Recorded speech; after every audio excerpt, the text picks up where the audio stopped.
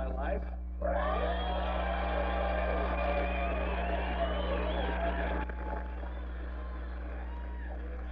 She would have been a wonderful First Lady. She has been that and more to me and to our family and to the many people that she has touched with her compassion and her care.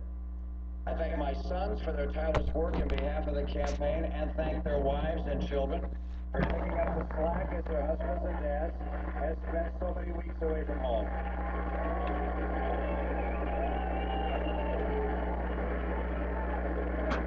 I want to thank Matt Rhodes and the dedicated campaign team he led.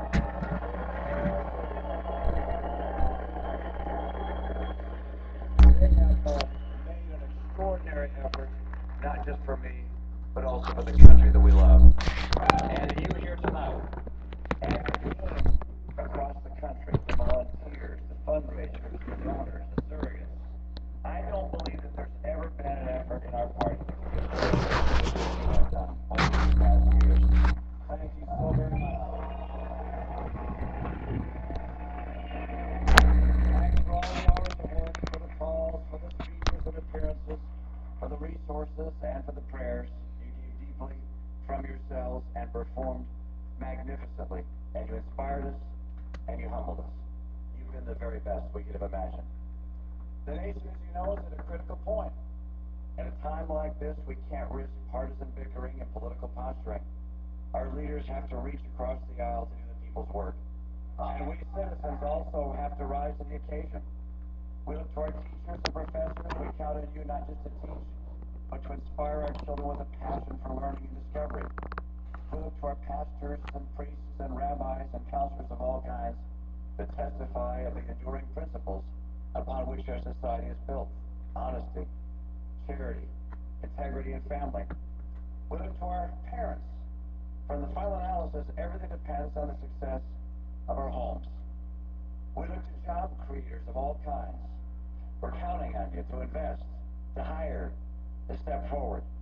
And we look to Democrats and Republicans and government at all levels to put the people before the politics. I believe in America. I believe in the people of America.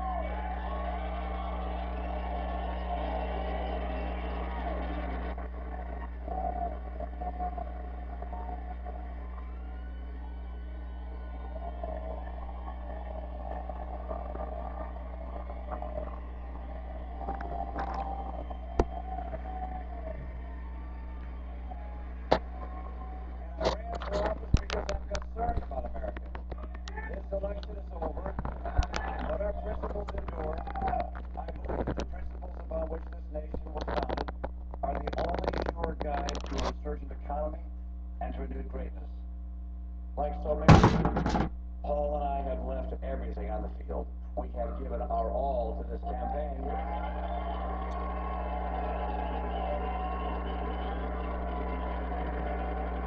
I so wish that I had been able to fulfill your hopes to lead the country in a different direction, but the nation chose another leader, and so Ann and I join with you to earnestly pray for him and for this great nation. Thank you, and God bless America. You guys are the best. Thank you so much.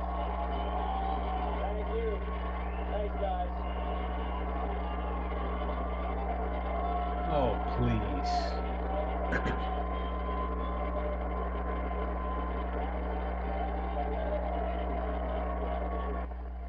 It's a nice speech, though.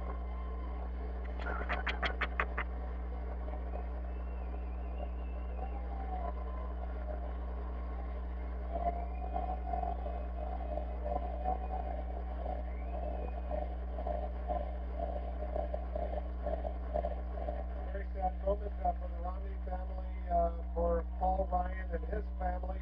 They worked obviously very, very hard, but they did not succeed. They lost tonight to the President of the United States and Joe Biden. They have been reelected. You see Mitt Romney there, his 5 sons, his 5 daughters-in-law, 18 grandchildren, rounding up all the grandchildren. There, it's pretty late after 1 a.m. right now on the east coast of the United States. Those 5 sons worked very, very hard for their dad.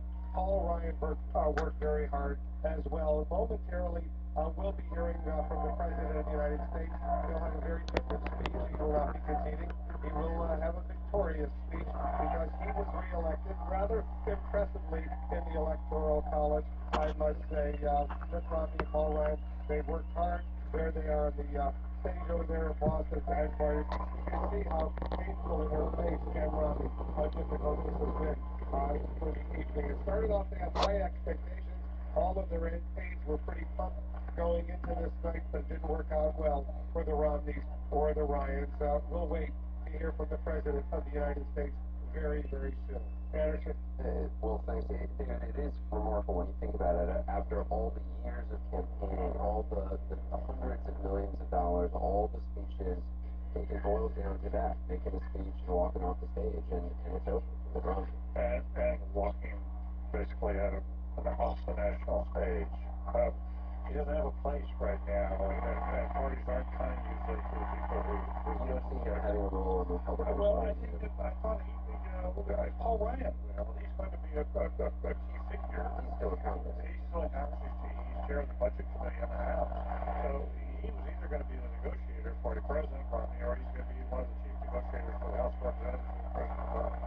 So he'll have a role, but there's no formal role. So I kept waiting in his speech. It was a very gracious speech. And I think we really got a sense of his decency as a man, which we just come true over the past few weeks. But he had no mention about how he might work with President Obama. There was nothing about that. You sort of wait for that.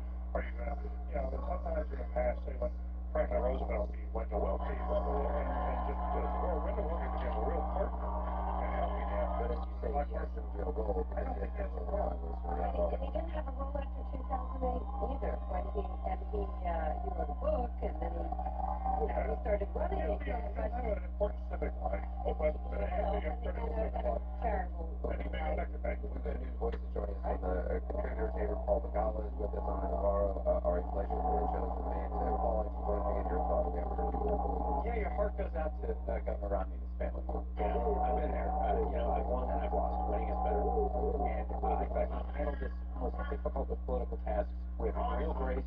I was really struck that he spoke so authentically about family and friends and staff and volunteers and donors and all the other people. Because, it's his name on that sign. He gets all the glory, now he's going to get all the blame.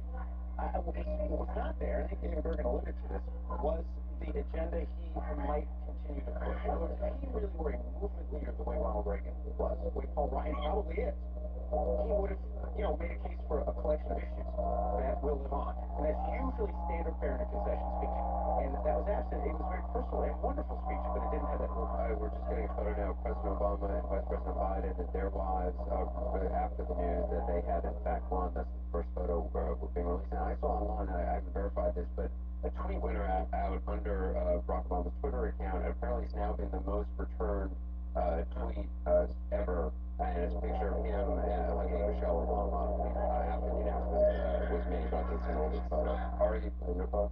Well, no, and Paul picked up on something very important here. It was not a concession speech for a movement leader. And if you remember going back to the primaries, I kept talking about this in the primaries, that there are other ideological leaders of the party who are stepping up and they're being defeated. Michelle Bach, Newt Gingrich, came quite a bit. Mitt Romney was a very strong resume, background, businessman, Olympic fixer, personal candidate, not the most ideological candidate. Michelle Bachmann is in a very tight race right now, and we're still watching it closely. Right, and so, the interesting thing about my Republican Party is we don't nominate the most conservative Republican primaries. We haven't done it for the last three primaries in a row. Romney, McCain, George W. Bush. Our party still has to do some careful analysis, but I would urge Republicans, though, take a deep breath, take some time. If the Democrats after 2010 said the sky was falling, they wouldn't have been here tonight despite suffering the biggest loss since 1938 in a midterm election, 63 House seats, 7 Senate seats. Republicans don't take their time, take a deep breath, start the conversations. Republicans Anderson, I think what we heard today was an unprepared speech. I think he really thought, the Romney campaign really thought he was going to win today. I told reporters earlier he only had one version. He only had one speech. He said, 4 years ago, I was standing there when John McCain gave his speech at the Fillmore Hotel in Phoenix, And we knew he was going to lose. He had days to process that. He had days to write a beautiful concession speech. I think this was a surprise, and it's going to take us some time for him to process it. It was very gracious for a quickly written speech. Very different mood right now, obviously. Romney, Obama supporters are very excited to hear from President Obama. Let's just listen in for a moment.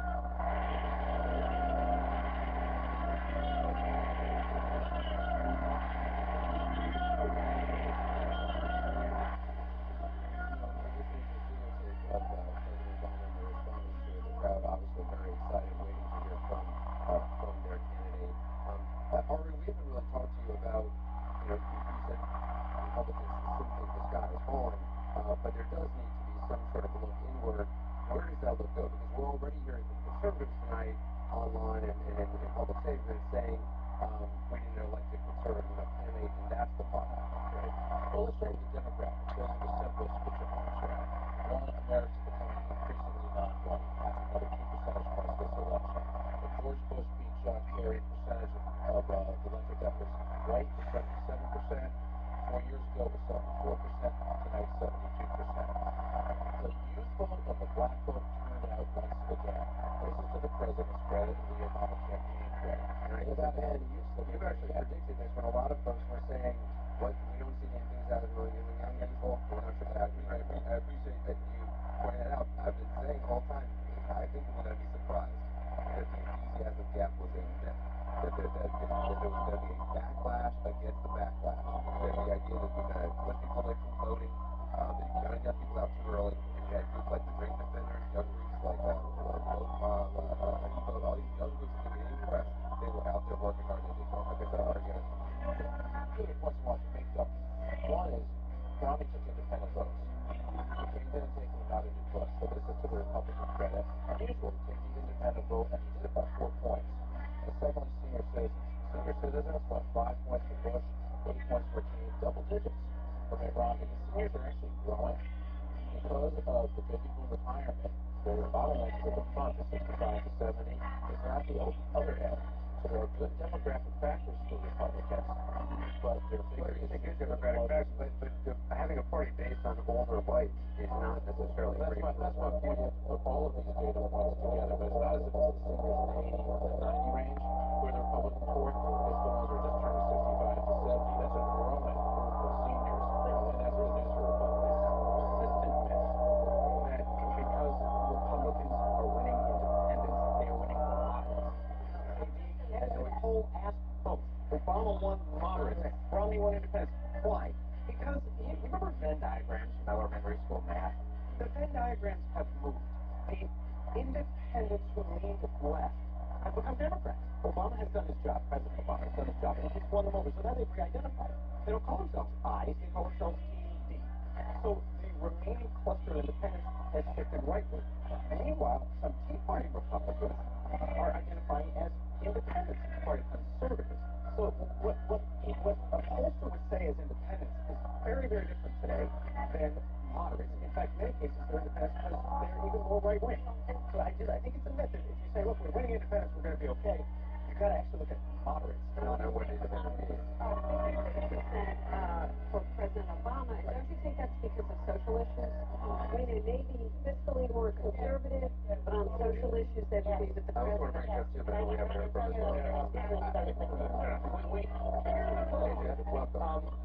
This idea that the Republican Party is engaged in some sort of introspection, where is any evidence of that? Where is a single elected Republican for same-sex marriage? Where is a single elected Republican for abortion rights? I mean, they are way out of the mainstream at this point. Lindsey Graham was very emphatic about this point the other day. He said basically,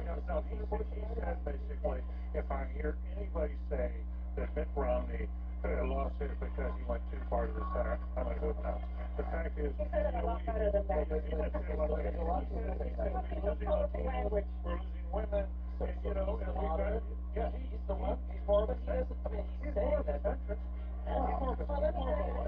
You're going to get a center right Republican. You're not going to get a center Republican. Let me tell you, as I spoke to Lindsey Graham today, and I think that's exactly where it's headed.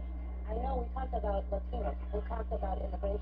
And I talked about it with 2 or 3 other senators today who are Republican leaders, and some former senators as well. I think they're going to see a much more vocal, moderate Republicans on some of these social issues. I think that folks like Jeb Bush, he's in the middle of writing an immigration book. I think Marco Rubio realizes it's part of his duty and something that he has to do. I think the Republican Party is going to look at Hispanic. Is there a new star born in the Republican Party today with the new senator from Texas? You know, yes, I think He got elected by I know. a moderate. I mean, I'm not saying he's a moderate, but I'm just asking, can he lead the party? he is incredibly smart. He is a good orator, but we already have some stars. Susana Martinez is a star that does not get mentioned enough. I But would can any of these people be elected? I mean, if in a primary where the immigration issue, I mean, you had Governor Romney going to the right of where he originally had been on immigration. If that's where the thrust of the party is, they couldn't get elected this year. They can't get elected today. But I think we are going to have a conversation about this. If we don't do better with Hispanics, we are going to be out of the White House forever. The party has to be ready to change. They need leaders and followers. And so far, neither seem to be ready to change. Bill Clinton ran in 1992, got nominated in the primaries for welfare reform, for the death penalty, for 100,000 cops, for NAFTA. And he survived and won. Had he run on that same platform 4 or 8 years earlier, my party would have rejected him. Democrats weren't ready to change until Governor Clinton came in 1992. But I have no idea if the Republicans are ready to change. I don't see much sign that they are. George W. Bush did on the immigration. He got put through the meat grinder for it, right? 10 years ago. Let's go more. he said to get the conservative wing of the Republican Party on board and the liberal wing of the Democratic Party wasn't going to compromise also on immigration, especially labor. So, but Anna has read on this. The big issue Republicans going to have to wrestle with is the Hispanic issue. It's not the socialist agenda. You're not going to make the Republican Party the party that's pro-choice and pro-gay rights if you made the Republican Party the popular party. We have a party like that. It's the Democratic Party. Issues, though, are going to be economic issues, Hispanic immigration-related issues where Republicans are going to have to figure out a different way forward. You said something very, very important that Jeff sort of bring up, and that is for women, it's not only reproductive rights, it's also pay equity. That is hugely important for a lot of women. And I think if the Republicans continue to be seen as resisting that and Lily Ledbetter, they're going to get killed on this. Well, what about, forget Lily Ledbetter, there was no gender gap 2 years ago. The Republican gender gap was eliminated in the 2010 midterm election. That's my point of view. We need to take your time and not just react. But the Republican Party used to be against abortion, which is a well-established and very popular position. I mean, it's not a majority, but it's close. In the past year, they have become identified with opposition to contraception. That is, moving backwards at a pace that is astonishing and politically disastrous. Where is one Republican talking about how out of the mainstream they've become? Can I say one thing about the Democratic Party? I mean, since we just won. We just won. So I just want to say a couple things about the Democratic Party. This is, again, I said it earlier, this is not just about Republican failure, Republican weakness. This is about Democratic strength and Democratic success. We have been able to hold together the coalition of 2008. That coalition, which people said was catching lightning in a bottle, it was only about Barack Obama's smile, it was only about George W. Bush. Surprise, surprise, it is not true. There is, in fact, a governing coalition that's emerging in this country. It looks different, it talks different, it thinks different, it has a different view. And I think as long as we don't recognize that, there was a backlash against the backlash. There was a backlash against this president. It took some very nasty forms, it took some very ugly forms, and it brought the best out in the African community. We went out in record numbers tonight. It brought the best out in a new generation of young people who came out. And you see now, look at these ballot measures. A sea shift, a watershed moment on marriage equality. I mean, this is a big, big night. This is a watershed moment for the country. And I just think we got to give a little bit of credit to the folks who won it tonight.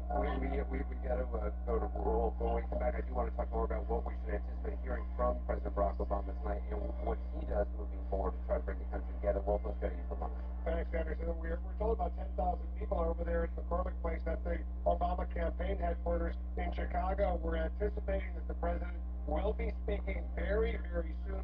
Now that Mitt Romney has conceded that he lost this election, we're going to hear from the president of the United States. He's getting ready to speak. Let's go there. Our chief White House correspondent, Jessica Yellen, is on the scene for us. Jessica, I'm told it's going to be pretty soon. what do you hear? Hi, Wolf. That's right. The president has left his hotel and he is on his way here to McCormick Place to address a crowd of frankly euphoric supporters. I'll tell you, they have been cheering and chanting at turns USA and Obama, not just since we called this race for him, but frankly since we called the state of Michigan for him. And now I've been in touch with a number of the president's aides, and I have a little bit of color for you. I'm told that he will come here with his family, Mrs. Obama, his girls, also Craig Robinson, her brother, and his sister are in town with their children. And the president has worked on his speech with his chief speechwriter over the last few days. And I asked if there's a way to describe the speech. I was told by one person if there's one word they would use to describe it, it is the word hope. A word we remember from his last campaign when they emphasized hope and change. Well, we certainly remember that. Thanks very much. Let's stay at Chicago over at the Obama campaign headquarters. Brianna Keeler is on the floor. What do you see? What are you hearing, Brianna? Well, I will tell you, this crowd is anxiously awaiting President Obama and his speech. They're not really aware of the timing, even though we are, that soon this is going to happen.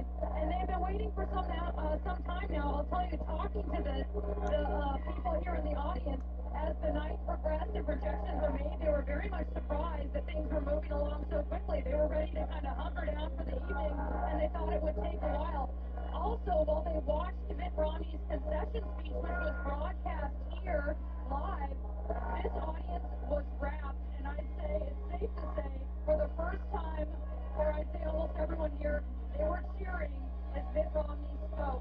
And now it's very much a party atmosphere as they await President Obama and his acceptance speech. No doubt, Brianna, once he walks up to that stage and starts to speak, the crowd will get even more excited than they are right now. Let's bring in John King once again. It was a pretty impressive win. He's ahead of the popular vote as well. Is he ahead of the popular vote right now? It looks like it's still very close, but it looks like the Romney, well, maybe over here. He's ahead. He's ahead here. You might have sometimes the feeds come at a different speed. At the moment, California is keeping him narrowly ahead in the popular vote, so people will say, wow, he's under 50. It's a very narrow victory, and that's we'll see what the final numbers are as we count them. But if you look at this map, Wolf, it's a significant victory in the sense that you heard Van talking earlier about the coalition. There'll be a debate about exactly what's in and what's out, but if you look at the Obama map from 2008, and you look at the map tonight, I'm going to trace as elegantly as I can North Carolina and Indiana. That's the only thing that changed. That's the only thing that changed. Two of the most Republican states in our history, in our lifetimes, that President Obama turned blue 4 years ago, Mitt Romney turned back. And just barely, in the case of North Carolina, turned back. So that's the only big change. Democrats will celebrate that in terms of a presidential coalition. One little fun footnote for those of us who like to study maps and look for quirks out there in the country. This little county right here in Indiana, which Mitt Romney carried handily, but Vigo County, since the 1880s, has only twice gotten it wrong. The last time it got it wrong was back in the 1950s. Vigo got it right tonight, just barely, by 162 votes, if my math is right there. But Vigo County's streak continues. Only twice since the 1880s and since the 1950s, Vigo County has called the winner in our presidential election. One other thing. I know we're waiting for the president. I just want to make this point. When you look at the 2012 map, I want to circle some states out here. I'm going to circle Nevada. I'm going to circle Colorado. I'm going to circle New Mexico. Those are just three of the examples. The conversation across the room about demographics. Yes, the gender gap women is one thing, but Latinos are the fastest growing segment of our population. And in 2008, the president carried these three states. Back in 2004, George W. Bush, when he got 40% of the vote nationally among Latinos, carried these three states. If you go back, New Mexico has traditionally been a swing state. It goes back and forth. I would make the argument New Mexico is now more and more part of the Democratic coalition. If I can swing over here just 1 second. Nationally, Latinos tonight crossed 10% of the U.S. electorate for the first time. It's the first time that has happened. It's the fastest growing segment of the population. The president got 70% of those votes. And Wolf, if you just look at the percentages, if you go by, in the state of Nevada, Latinos 19%. In the state of New Mexico, Latinos 37%. In the state of Colorado, 11%, into double digits and growing. In the state of Virginia, only 5%, but a growing slice of the population in those northern suburbs that matter. And in the state of Florida, which Honor across the room knows very well. If I can get that to flash up, that one doesn't want to come. There we go. 17%. Now, some of those Cubans are more conservative, but a growing non-Cuban Latino population as well. If the Republican Party doesn't deal with that issue, it risks dramatic changes in the map. In fact, it risks not being a very competitive national party. I'm sure you're absolutely 100% right on that. We're getting ready to hear the President of the United States deliver his victory speech. He's been re-elected for a second term as President of the United States. We'll, of course, have live coverage. We're standing by for that. We want to see all of what's going on, the excitement over there at Obama's campaign headquarters in Chicago. In the meantime, let's go back there. Yeah, historic moment. You will definitely want to see that live with your families. Let's talk about what John Tina just mentioning. I mean, extraordinary to think back. George W. Bush getting 44% of the Latino vote. What a difference a couple of years made. It wasn't because he spoke broken Spanish. It was because he tried. Because we knew he liked us. It was because he talked in a way, his tone was the correct tone, and because he tried. He tried on immigration reform. I will tell you that Mitt Romney lost this race in the Republican primary. He self-deported from the White House. He didn't have to go. He did not have to. I'm going to say this. Look, it's just, it's time to start having this conversation. We cannot pretend that some of the things that were said about Latinos and about immigrants in the Republican primary were not hurtful. Look at the numbers. They speak for themselves. I can tell you that, it was unimaginable to me that we would be having these numbers. Barack Obama was vulnerable with the Latino vote. He told Univision no less that his greatest failure was not having delivered on the promise he made on immigration. Latinos were disillusioned with Barack Obama, but they were absolutely terrified by the idea of the promise. That executive action on the DREAM Act, Yes, which sort of remedied a lot of the problems that he had had. And it worked beautifully. Right. It's not just that these are the fastest growing groups in the country and that the young vote is growing. It's the spread. George Bush lost to John Kerry on young voters by about 9 points. Now President Obama's winning the young vote by 30 points. The Hispanic vote, as Anna pointed out, George Bush was able to hit the Hispanic vote. He lost it by 9 points as well. And now it's up to 30 points again. So the growing groups, the spread against Republicans is even getting bigger. It's a double whammy. And also, the Republican Party does not know how to deal on the issue of gay and lesbian Americans. They're invisible on the campaign trail among Republican candidates. They're not mentioned. Democratic candidates at least mention the word, whereas you never hear about it from Republicans. It's a great danger for a political party to represent people who are leaving the stage, and another party to represent people who are coming onto the stage. And that's when the Republican position was down. They were retreating in that position. And we started this by talking about how the Democrats now, going into this campaign, had 19 states they won 5 times in a row, equal 242 electoral votes. You start talking about what John King was talking about, and new states being added to that coalition, and it becomes really critical. As we wait for President Obama to go into the minute very shortly, you can see the crowd is really eagerly anticipating him. Let's talk a little bit of what we anticipate him saying tonight, because this is a crucial moment for President Obama in terms of the next 4 years and what he can accomplish. As the point Alex Castellanos made earlier, he knows his legacy is at stake, and he wants to secure his legacy. He wants to get things done. What happens next? A couple of things I've told him. One thing I want to add that has nothing to do with the speech, but I suspect he may mouth the words. He called Bill Clinton after he spoke to Governor Romney tonight. President Obama called Bill Clinton and thanked him for all his hard work out on the campaign trail. So I think if you look at the close margin in Ohio, if you look at the close margin in some of the other states, Bill Clinton visited, that was a call well placed.